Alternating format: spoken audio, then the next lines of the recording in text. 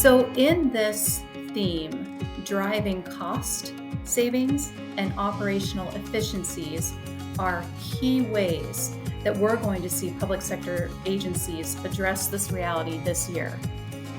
From Tyler Technologies, it's the Tyler Tech Podcast, where we talk about issues facing communities today and highlight the people, places, and technology making a difference.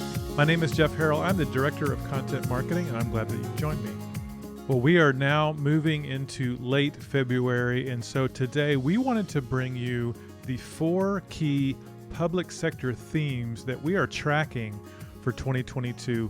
We create a lot of content on our resource center from our Tyler blog and our Tyler Tech podcast, as well as lots of thought leadership pieces and materials.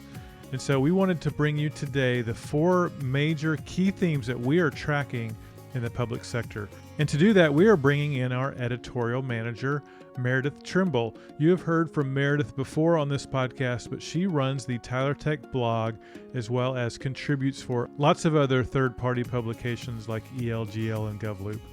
So today we're going to talk about the 4 key themes in the public sector for 2022. Without further ado, here's my conversation with Meredith Trimble.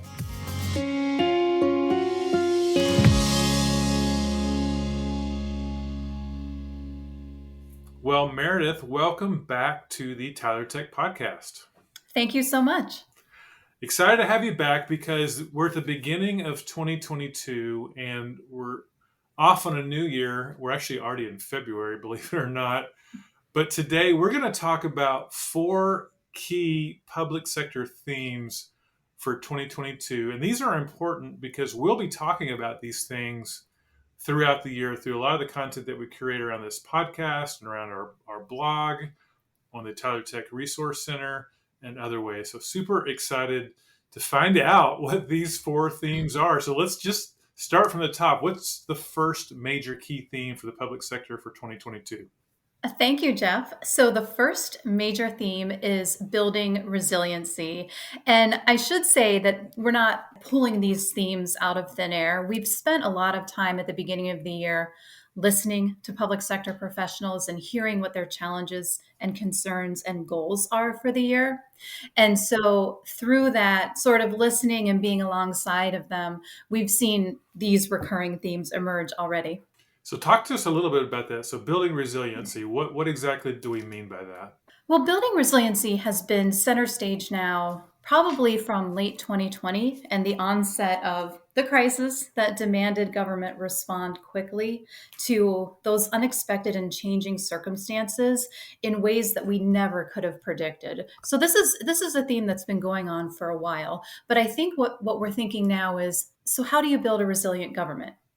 Right? That's what everyone wants to know right now, because we're still in a complex and evolving environment, but we now know that there are benefits to being prepared for the next unexpected crisis, whatever that may be. And I know governments were focused on and are resilient even before the pandemic came along. But do you feel like because of the pandemic, that resiliency either showed itself or accelerated in the public sector? Those public sector organizations that had built-in resiliency already in a variety of ways, or who had a certain degree of preparedness, were more successful in navigating the immediate onset of the pandemic. So I think everybody collectively is thinking now, we want to be able to fulfill our missions in any difficult time without missing a beat. And so it's important still now, but it's also important when we start to look ahead to the future. And any specific examples that you can cite around building resiliency that we've discovered over the last, few months? Sure. I think when we think about the question, how do you build a resilient government? The short answer really is to utilize modern agile technology platforms. And those are ones that allow for quick scalability and flexibility. And we've seen a lot of examples of this. A modern ERP platform, for example, seamless integration of systems and workflows can help governments fulfill their missions in difficult times. I think if we can take a look at the city of Auburn, Maine, It closed its City Hall building due to COVID-19, as did many other jurisdictions, but staff there were still able to perform payroll tasks, for example, because their ERP solution had already eliminated all of those paper-based operations. It made remote workflows possible. So what we have is employees submitting timesheets online, supervisors being able to approve them anytime from anywhere, and having that in place was a huge relief when they found themselves, like many others, unexpectedly working remotely. So that's an example that we've already seen of very achievable resiliency. And I think it's probably also important to point out that as dependence on digital systems grows, that's definitely where we're heading in the future. Government operations are becoming increasingly vulnerable to things beyond the pandemic that would be disruptive. So, hurricanes, wildfires, tornadoes, ransomware, all of these types of things are challenging the ability of governments and school districts too to provide the services that they provide to their communities. So I have a good example on one of those non-pandemic challenges that kind of reiterates the need for resiliency. A few years back, the city of Newton, Kansas, experienced an internal system crash, and each of the city's 5 critical servers, along with their backup units too, I believe, failed without warning. So in an instant, all of their information was lost. That, to any public sector staff member, that's just about anyone's worst nightmare. But luckily, they had a disaster recovery system in place that provided them with a work environment for continuity of service while their servers were down. And it also helped them restore all of their lost data. So that story has a happy ending because of that preparation and resiliency. And we like to say here at Tyler that even when the pandemic hit, governments didn't close, and they didn't close because they are so resilient. So I love the fact that we started off these 4 key themes with building resiliency. I think that makes total sense. And Meredith, based on that, what role does cloud play in building this resiliency? Well, I think on this topic, everybody has to be thinking about opportunities the cloud affords. And Jeff, you've had really great in depth episodes about the cloud on this podcast. So I don't think we need to elaborate too much here, but your listeners know that cloud based solutions enhance security and provide more diverse disaster recovery. So cloud based technology solutions, they're super responsive. They're not bottlenecked by inflexible or aging hardware, and they give all users remote access and even mobile access to that critical data and systems in any circumstance. So I suppose what we're talking about here is future proofing the public sector, Yeah. implementing digital tools, having access to information from anywhere at any time, and that's where the cloud comes in, and instituting a solid internal data culture. Those are all real ways any size agency can future proof their operations. And I think we'll be seeing a lot of stories emerge this year around those points. Love it. Building resiliency, the first key theme in the public sector. Well, what's key theme number 2, Meredith? Number 2 is citizen experience. And this one is just huge coming out of the pandemic, where it wasn't just nice to have information and services available to residents online, it was an absolute necessity. So, making interactions with government easier and more accessible, it really gets to both engagement and equity, which is another thing that I think we'll be hearing a lot about in 2022. One of the things at Tyler we've taken a really in depth look at is how governments have to think about engaging all major generations that make up a community. And your listeners might recognize some of this, but for example, nearly 2/3 of boomers and Gen X, and I put myself in that latter category, find or receive information about government services on a website. And that actually holds true for me. But more than half of millennials and Gen Z prefer to find that information on social media. So, what's interesting there is that, kind of counterintuitively, millennials and Gen Z actually receive a lot more information from government, and they receive it more frequently than Gen X, way more so than boomers, because of their higher usage of those real time digital communication channels. So, in 2022, I think we're going to see a lot of movement more into those digital communication channels and giving more opportunities for residents to engage with their governments through self-service. And I should call out that there are some great podcast episodes around our research on that delve into each generation in turn. Yeah, I would say the first four actually of this podcast were all about taking each of those four major generations that make up the major part of the workforce today. So check those out, episodes number 1, 2, 3, and 4. And Meredith, I wonder because in our personal lives we hear about the easy button, and we hear about there's an app for that. And so I wonder if the bar has been raised from other areas of our life. We have those same expectations that we have, dealing with things in our personal life that we now have when we're dealing with government. You think that's true? I think that's absolutely true. And citizen experience is so much about self service. And what I mean by that is those public facing engagement tools that improve the citizen experience. When people interact with government, they want to do it on their phones, online, at any time of day, from wherever they might be. And so those types of interactions can be filing a permit or paying a traffic ticket online or a utility bill online or submitting a report on a pothole and following the status of that report, even applying for a marriage license or attending a virtual court hearing, and so on and so on. So anyway, even through many major life events, anytime a resident interacts with government, if that can be done easily online, remotely, I think that's where people want to be. And I think one of my favorite examples of where this is going on and going well is in Mississippi. They have an online scheduling tool, which I just love. It allows the public to schedule in person, phone, or virtual appointments with agencies like the Department of Public Safety. And on the agency side, it's fantastic because it gives the agencies a way to communicate with the public through automated text and email reminders. It automatically collects digitally all the information, forms, and even payments ahead of visits. And that saves everybody just so much time and hassle.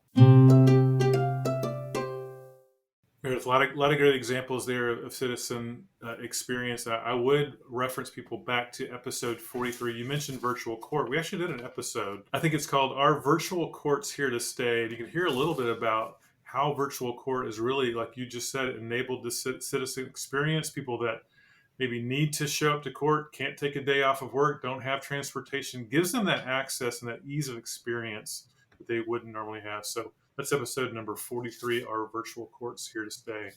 Right. And another judicial example beyond virtual hearings takes place in the Oregon Judicial Department.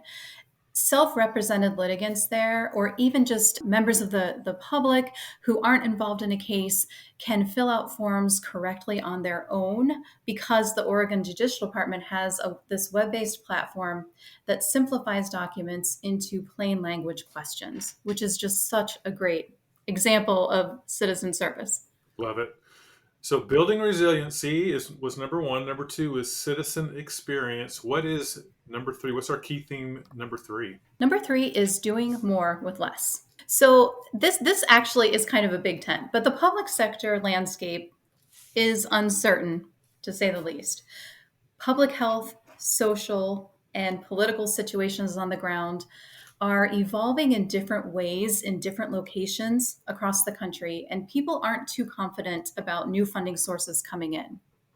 So, in this theme, driving cost savings and operational efficiencies are key ways that we're going to see public sector agencies address this reality this year. And I think one of the first things we need to talk about here is personnel resources. A few years back at Tyler, we were talking about the public sector skills gap, and that was occurring due to the silver tsunami and retiring baby boomers. But now the great resignation is affecting the public sector just as it is the private sector. So that loss of institutional knowledge is becoming an even bigger issue. Actually, Route 50 and American City and County both just ran really detailed articles about this trend. And they reported that over half of state and local workers are considering leaving their jobs. Good And they're grief. going, yes, and they're going as far as to say the public sector is facing a workforce crisis. So part of 2022 will be answering how to effectively address this. And to be honest, the answer is pretty much the same as it was when we were just trying to address the retirees.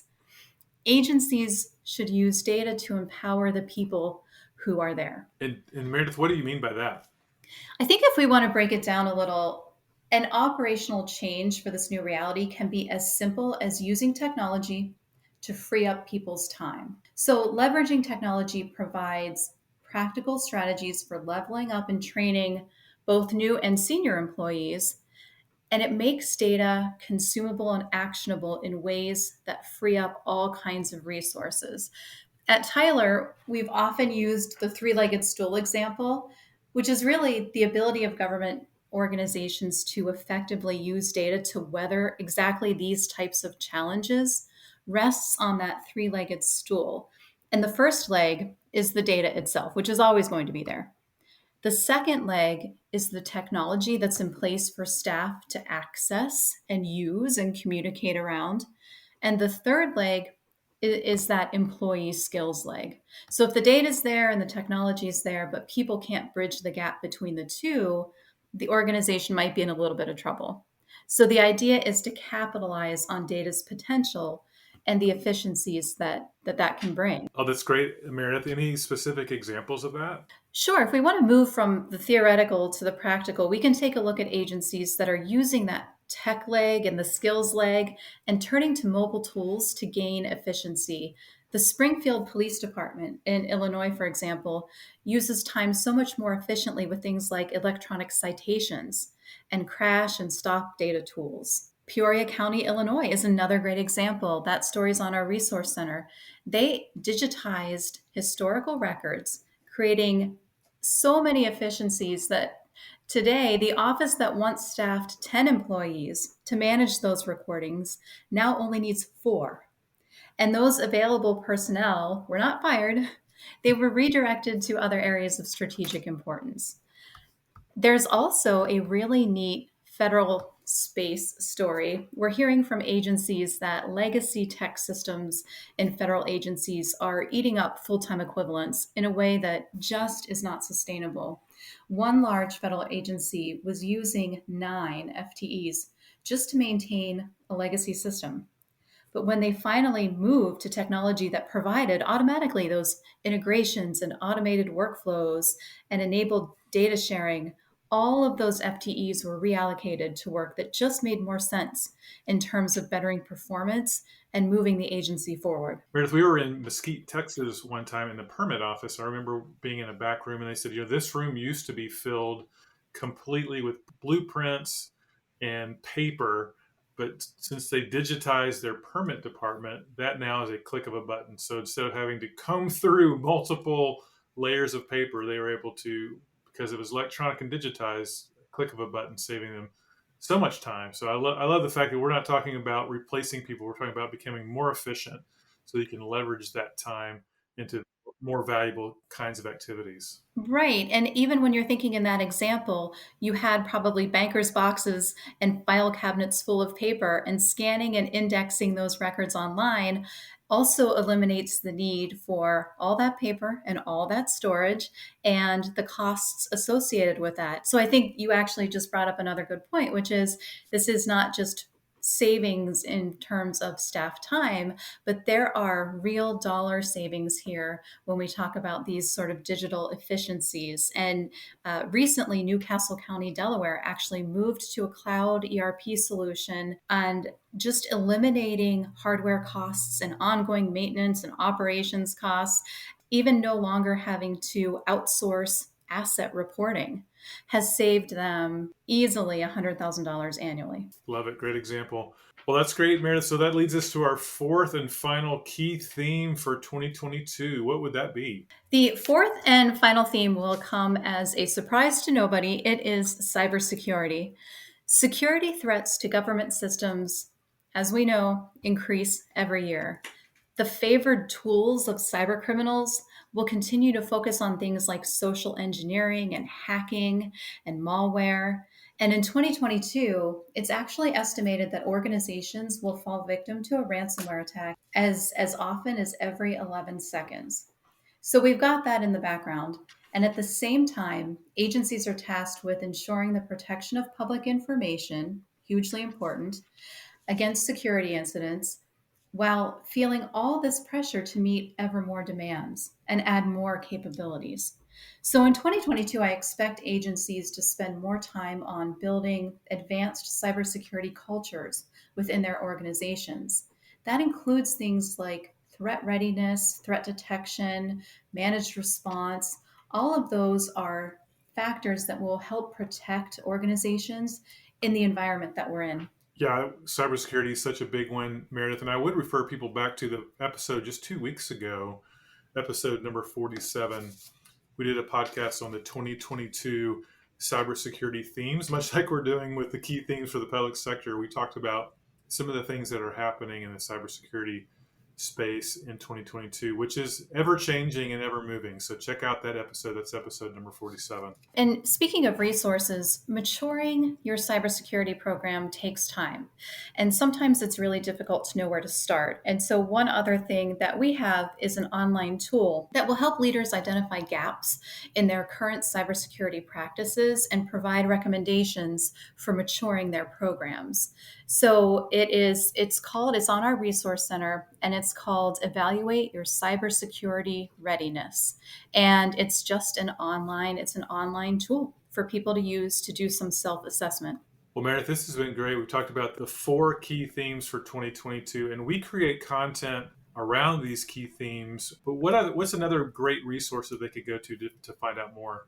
I'm really excited to hear how Tyler's clients creatively tackle all of these themes throughout the year.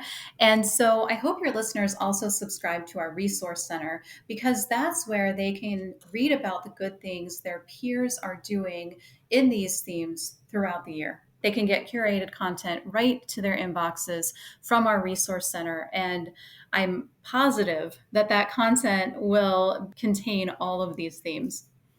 And to find that resource center, just go to tylertech.com. At the top of the page, just click on resources, and the drop down take you to the resource center. You can search by keyword. You can filter by lots of different ways to really find that key piece of information that you're really looking for. Right. And I think too, before we close, if you look at these themes together, you'll notice that each one ladders up to digital transformation in some way.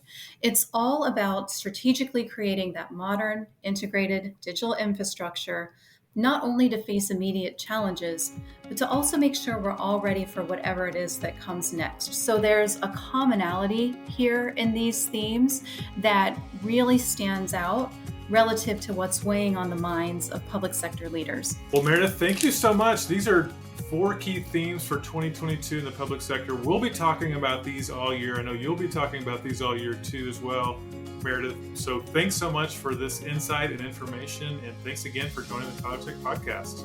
Thank you very much. Well, I hope you enjoyed that as much as I did.